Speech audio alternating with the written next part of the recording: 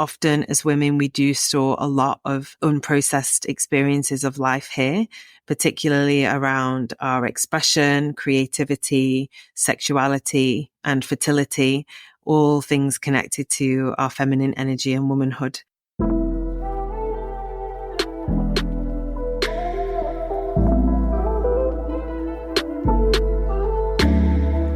Welcome to the Embodied Woman podcast with me, Rebecca Wilson. If you believe that fertile energy, creative power, and embodied, resourced, nourished women will change the world, then you are in the right place. This is a space to support you to arrive deeper into relationship with yourself and your body, to explore the multifaceted experience of womanhood. It is my mission to guide women back into connection with their natural essence, to become the living embodiment of their true nature. Are you ready to join a community of women who are taking responsibility for our lives, our energy, women who are centered and rooted in ourselves, connected to our womb space, and deeply nourished on a cellular level? If so, let's begin into this week's episode. Welcome to the community, my love.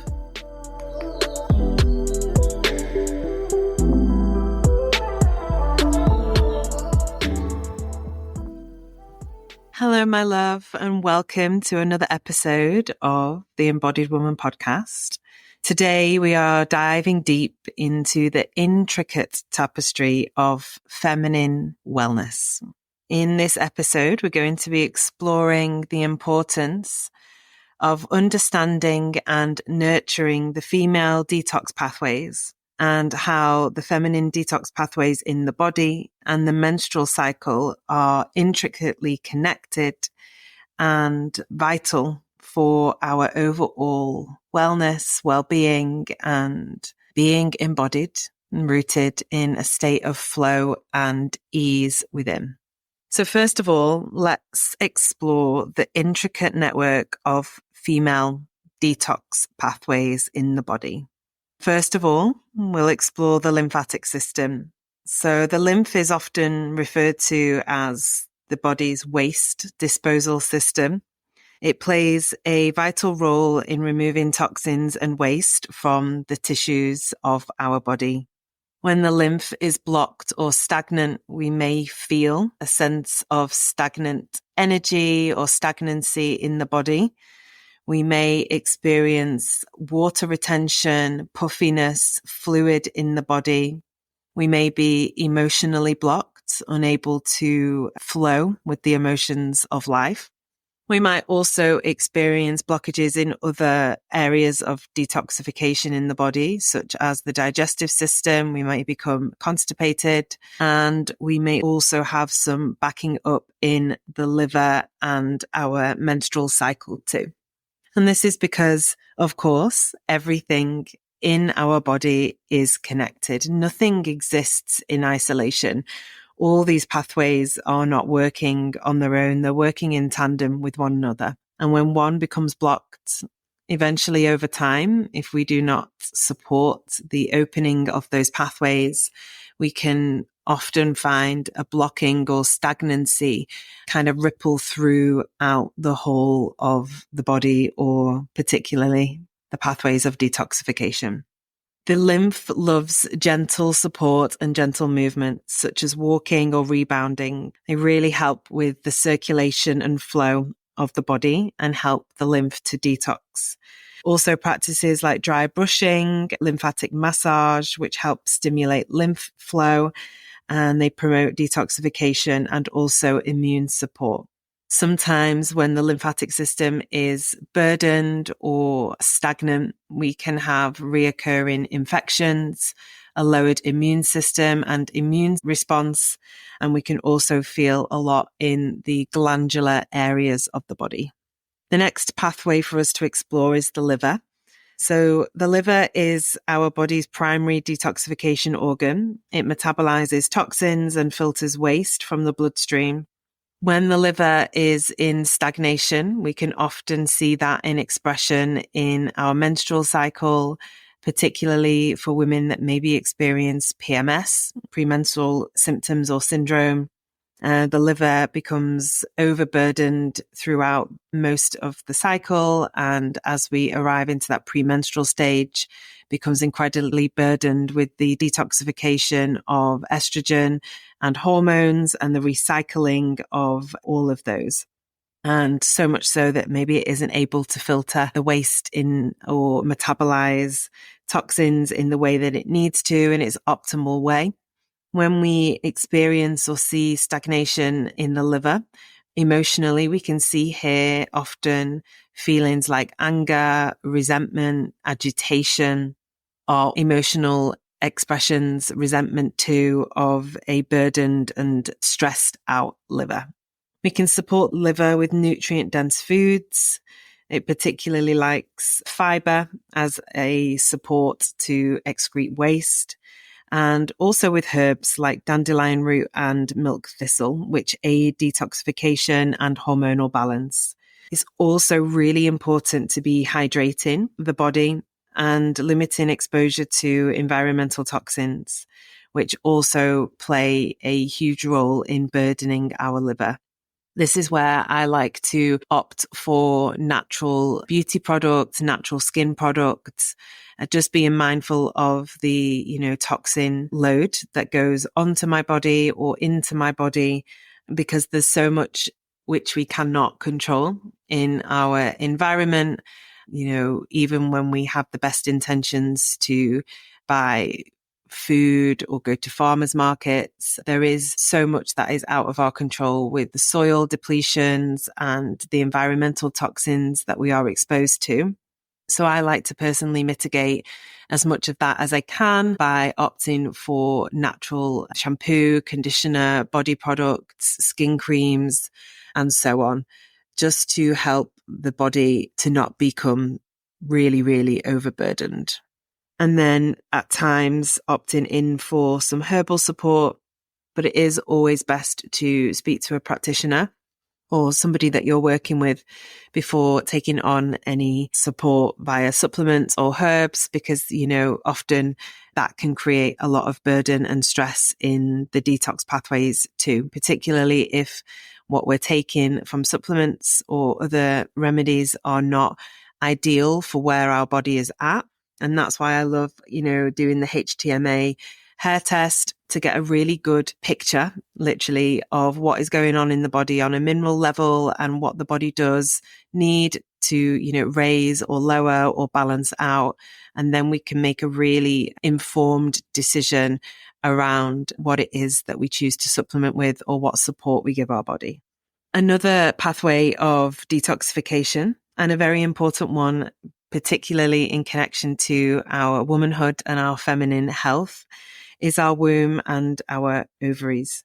So the womb and ovaries do play an integral part and role in our female reproductive health and our hormone regulation, which benefited from the body being in an optimal place of detoxification.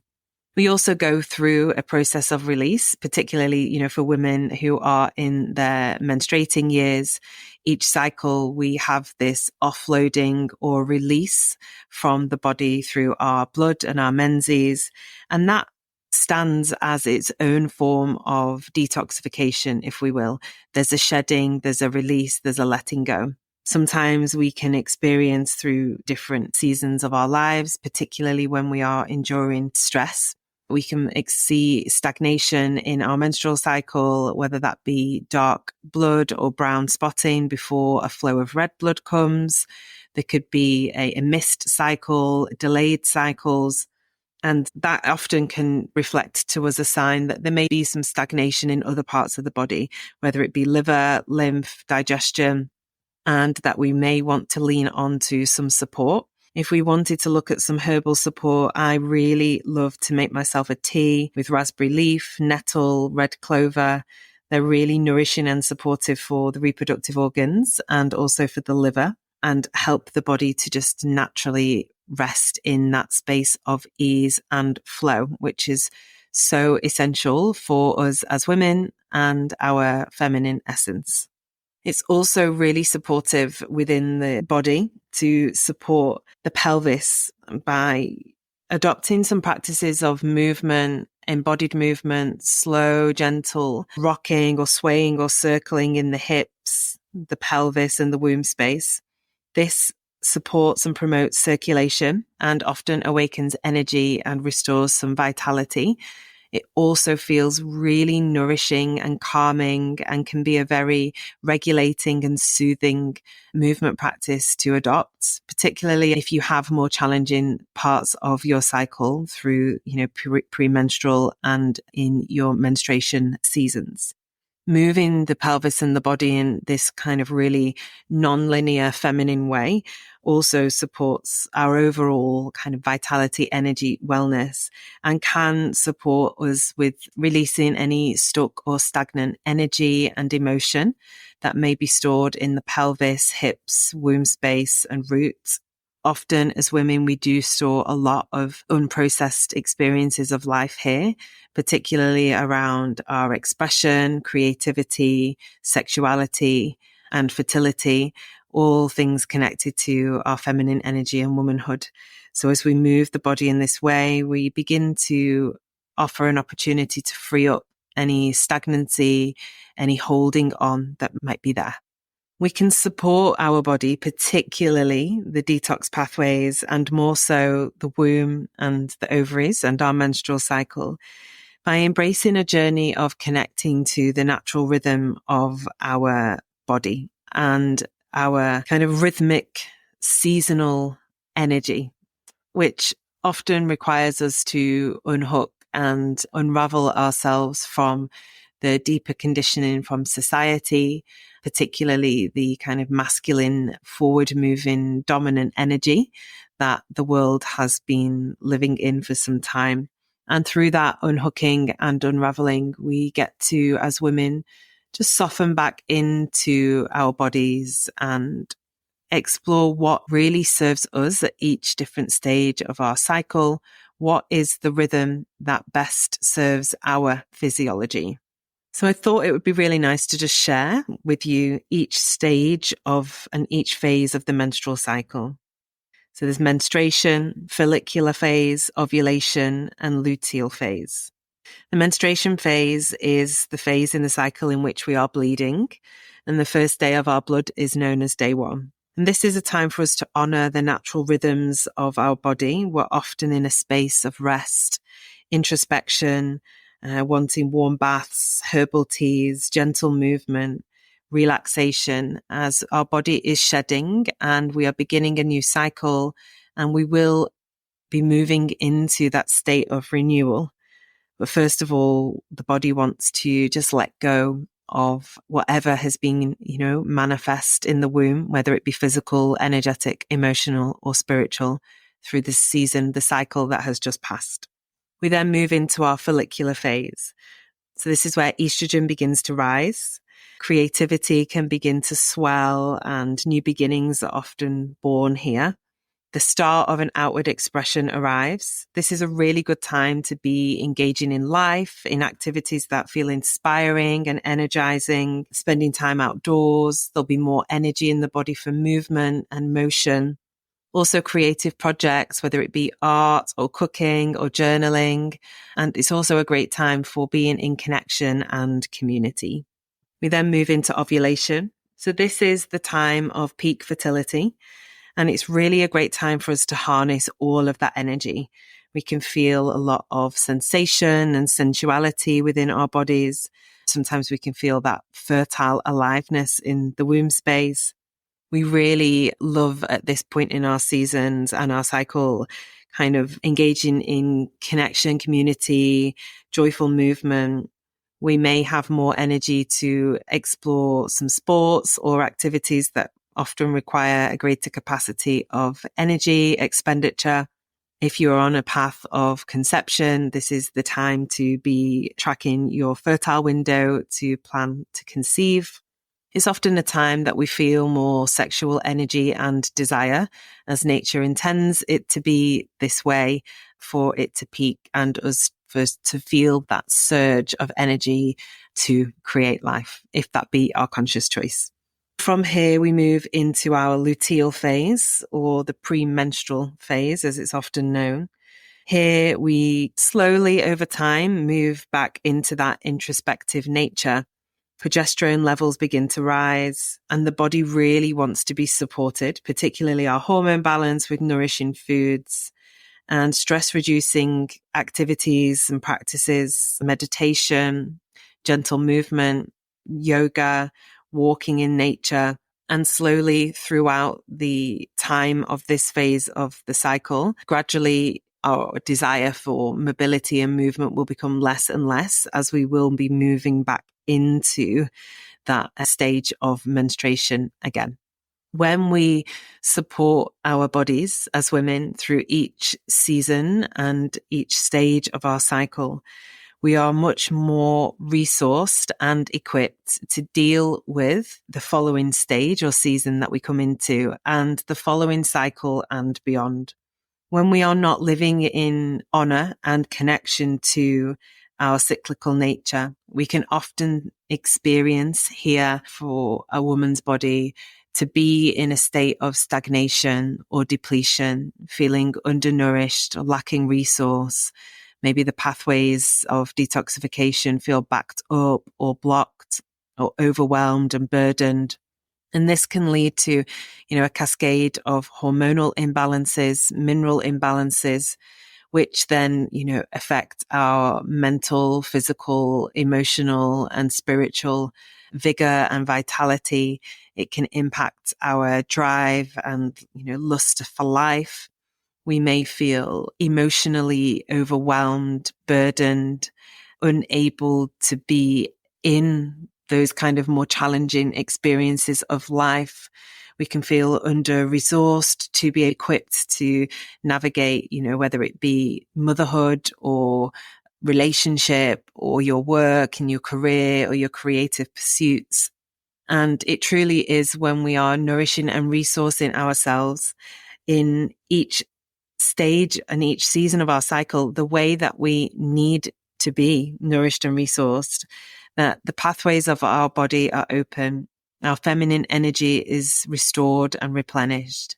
We are in greater ease. We've released contraction, restriction, burden, and overwhelm. We are able to be more connected to that state of flow, which our body and particularly our detox pathways really love to be inhabiting that energy and that state. It also allows us to be connected to the wisdom of our body, our feminine energy, and our womanhood. This supports us to be connected to our intuition, understand how better to support ourselves, to hold boundaries, and how to live our lives to be equipped, through each season, each stage of our cycle. What is it I have the energy and capacity for? Where do I need to place a boundary? What is the most nourishing and loving thing for me right now? If you are ready to join a journey of cultivating radiance within your body and a deeper understanding and appreciation for the intricate dance of feminine energy, hormones, detoxification, minerals, and so much more, I welcome you to explore and join the waitlist for the Embodied Woman Group Mentorship Program. The link will be placed in the show notes of this episode. It is a journey that explores the revitalization and nourishment of every single aspect of your body and your being, from cells to tissues to the energetic and emotional landscape too. Thank you for being here. Thank you for sharing this time with me and diving deep into this episode of the podcast. Until next time, I send you so much love. Have a beautiful day and keep nourishing and honoring yourself, your seasons, your cycles, and your body. Thank you for joining me on this journey today. If you loved this episode, please share it far and wide with your sisterhood and community. You can dive deep into all of my offerings via rebecca-wilson.com. Links to all offerings are below in the show notes of this episode. If you would love to support the podcast, please like, subscribe, download, and share the episodes so my work and this message can reach more women around the world. Remember, my love, you are here to live a life fully, deeply inhabiting your body and your divine nature. I am here to show you how.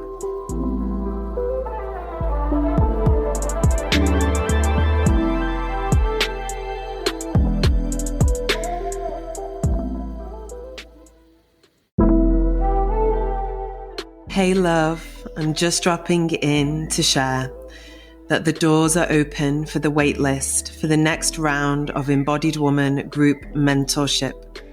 This is a journey like no other, a deep dive into embodiment, somatic awareness, self-honoring and healing practices, the journey of remineralization, awakening your feminine energy and restoring the resources within your heart, body, wombs, cells, and overall vitality.